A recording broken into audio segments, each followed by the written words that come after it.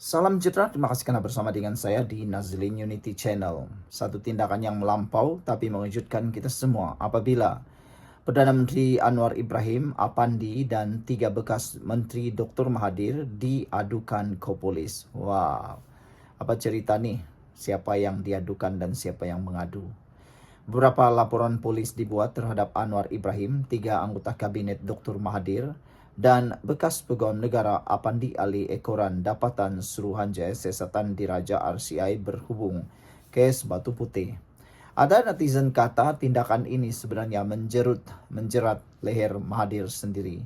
Dengan adanya proceeding, kalaulah mereka ini dibuat siasatan sepenuhnya dan ada kes dibawa ke mahkamah, proceeding terbuka akan dapat dimulakan dan bukan lagi RCI. Dan antaranya bukti yang paling dikehendaki ialah RCI tersebut.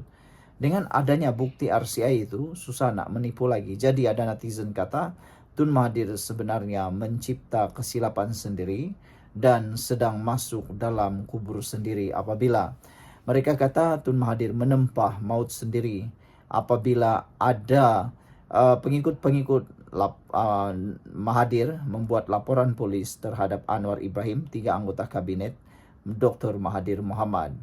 Peguam Rafiq Rashid Ali berkata sekurang-kurangnya 2 individu iaitu Wan Muhammad Azri Wanderis dan Khairuddin Abu Hassan membuat laporan tersebut secara berasingan. Wah, Wan Khairuddin dan juga Wan Muhammad Azri Wanderis. Wan Muhammad Azri Wanderis ni juga dikenali sebagai Papagomo oleh netizen di Malaysia.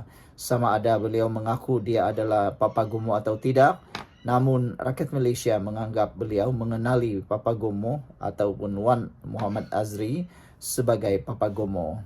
Kata beliau lagi lebih ramai dijangka berbuat demikian tidak lama lagi. Rafiq dalam kenyataannya memetik laporan tersebut yang meminta polis menyiasat mengikut Seksyen 415 dalam kurungan B Kanun Keseksaan kerana menipu, Seksyen 504 menghina dengan sengaja untuk mencetuskan pecah keamanan dan Seksyen 505 dalam kurungan B mengenai kenyataan yang membawa kepada kerosakan awam. Secara khusus, Rafiq berkata laporan terhadap Anwar adalah berdasarkan kenyataan Perdana Menteri itu pada 6 Disember yang melabel mereka yang terlibat dalam kes Batu Putih sebagai pengkhianat walaupun tiada bahagian dalam RCI. Laporan RCI menyatakan perkara sedemikian. Tidakkah ia adalah percubaan untuk menipu dan memutarbelitkan laporan RCI dan membuat tuduhan palsu dengan sengaja untuk menimbulkan ketakutan, keresahan di kalangan orang ramai dan mengganggu ketenteraman awam, katanya lagi. Menurut peguam itu lagi, laporan berkenaan menamakan Dr. Wan Aziza Wan Ismail, Muhammad Sabu dan Anthony Locke yang berkhidmat dalam kabin menteri ketika keputusan menarik balik permohonan semakan dibuat selepas kepada Mahkamah Tinggi, Mahkamah Keadilan Antarabangsa ICJ.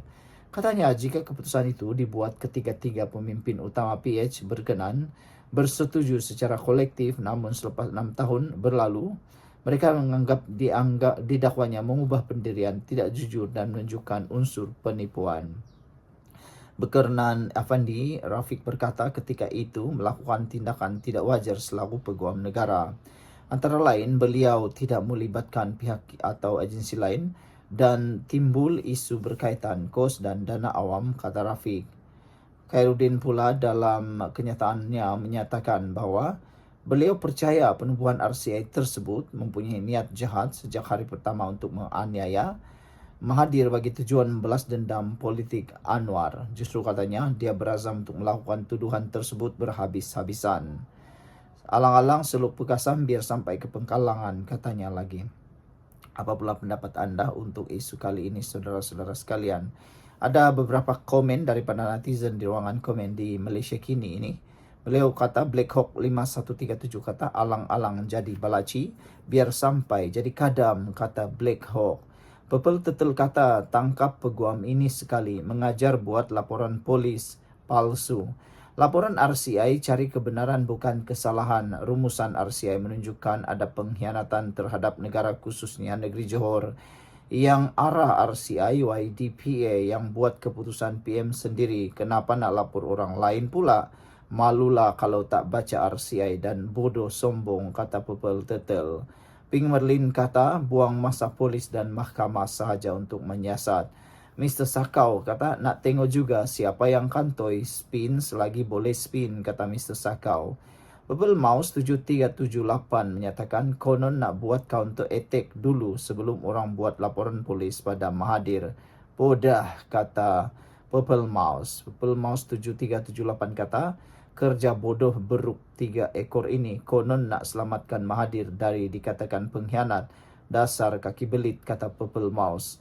Greenfish kata getting more serious. Mujahid kata ala why salok pekasam with your hand. You senduk lah. Hahaha Melayu, kata Mujahid. Purple Mouse 7378 kata masuk kolam dengan Mahathir sekali, katanya lagi. Sekian untuk kali ini, jangan lupa tinggalkan komen Anda. Salam sejahtera, terima kasih kerana bersama dengan saya di Nazilin Unity Channel. Pendirian Anthony Locke tidak berganjak meskipun dituduh penipu oleh Dr. Mahathir. Saudara-saudara sekalian, pada pendapat Anda, siapakah sebenarnya yang penipu? Tun Mahathir kah atau anggota kabinet yang dilantik oleh Tun Mahathir? Adakah ahli kabinet ini yang menipu ataupun Mahathir sendiri yang menipu? Siapa yang paling berpotensi menipu? Ahli kabinetnya ataupun Tun Mahathir? Meskipun dituduh sebagai penipu oleh mantan Perdana Menteri Tun Dr. Mahathir Mohamad, Menteri Pengangkutan Anthony Locke Siu Fook tidak berganjak daripada pendiriannya bahawa tiada maklumat diberikan kepada jemaah menteri berhubung isu kedaulatan Batu Putih, Batuan Tengah dan Tubir Selatan pada tahun 2018. Locke menegaskan bahawa mesyuarat umum dan Dr. Mahathir wajar membaca laporan Suruhanjaya Siasatan Diraja RCI secara keseluruhan yang mencatat kronologi dan latar belakang krisis kedaulatan tersebut. Mahathir hari ini telah menuduh bekas Timbalan Perdana Menteri Dr. Sri Wan Azizah Wan Ismail, bekas Menteri Pertahanan Datuk Seri Muhammad Sabu dan Anthony Locke berbohong dengan mengeluarkan kenyataan bersama bahawa mereka hanya dimaklumkan berkenaan keputusan Dr. Mahathir untuk tidak meneruskan usaha tuntutan ke atas Batu Putih, Batuan Tengah dan Tubir Selatan. RCI menunjukkan kelemahan terbesar iaitu proses membuat keputusan dan langkah kehadapan ialah bagaimana keputusan tersebut dicapai.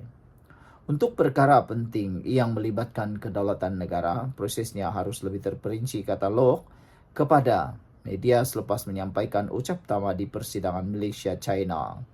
Jujur kata, untuk kebanyakan anggota jemaah, ia mesyuarat pertama kami tidak tahu pun bentuk memorandum jemaah menteri.